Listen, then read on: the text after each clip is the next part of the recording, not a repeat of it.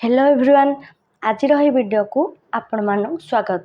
आज वीडियो रे आमे जानिबा 6 सेमिस्टर रिजल्ट विषय। तो जो पिला माने 2025 रे +3 रो 6 सेमिस्टर देछंती समस्त एग्जाम पाखापाखि आमर शेष हो जाइछि। बहुत सारा पिला मन मन रे डाउट रही जे आम रिजल्ट केबे आसीबो। ग्रुप रे भी बहुत पिला मेसेज करछंती जे आम रिजल्ट केबे आसीबो। तो वर्तमान रिजल्ट केबे आसीबो देखिया गले किछि दिन भितरे माने बहुत कम दिन भितरे आपनकर 6 सेमिस्टर रिजल्ट आसी जिवो। कोन रहिछि संपूर्ण अपडेट वर्तमान हमें ए वीडियो रे जानिबा। तो प्लीज वीडियो को स्किप न करके लास्ट पर्यंत देखंतु। ता आगरु कहि रखिबी जे जेउ माने हम चैनल को सब्सक्राइब करना हंती जाय समस्त सब्सक्राइब करनियंतु एवं फ्रेंड्स मानक सह टिके शेयर कर दियंतु। आ एमिति यूजफुल वीडियो पाया पई नोटिफिकेशन को ऑन कर दियंतु। तो प्रथम कथा जदि हमें देखिबा Utkal university, Sambalpur university, Fakir Mohan university, Ramdev university, तो विभिन्न यूनिवर्सिटी ता सहित हमर जत्ते सारा ऑटोनोमस कॉलेज गुडी अछि जेमिति कि निमापड़ा ऑटोनोमस कॉलेज, बांकी ऑटोनोमस कॉलेज, तो सेमिति बहुत सारा ऑटोनोमस कॉलेज मान हमर रहिछि। तो यूनिवर्सिटी अंडर रे जत्ते सारा डिग्री कॉलेज एवं प्राइवेट कॉलेज मान रहिछि ता सहित ऑटोनोमस कॉलेज मान रहिछि सबुठी हमर +3 रो 6 सेमिस्टर सरी सारिछि। एथि सहित कहया चाहिबी तमरो खाता देखा प्रक्रिया ऑलरेडी आरंभ हो गलानी। तो आपण मानक मन रे एबे क्वेश्चन आसुथबो तो एते जल्दी खाता देखा आरंभ हो गलानी। तो हां पिला माने +3 रो 6 सेमिस्टर रो खाता देखा आरंभ हो गलानी।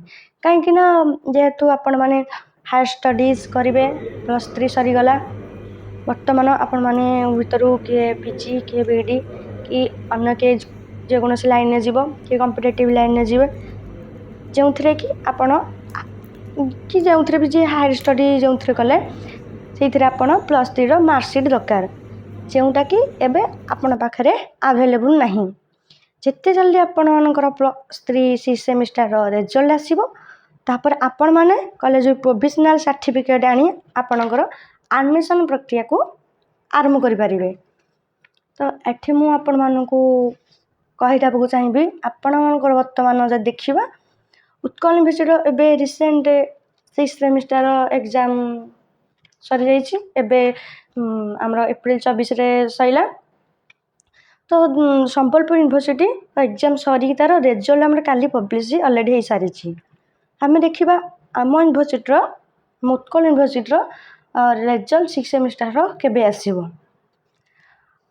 तो देखिबा सब सेमिस्टर रो एग्जाम सरीबार हमर 2 मंथ परे हमर रिजल्ट पब्लिश हे जाय।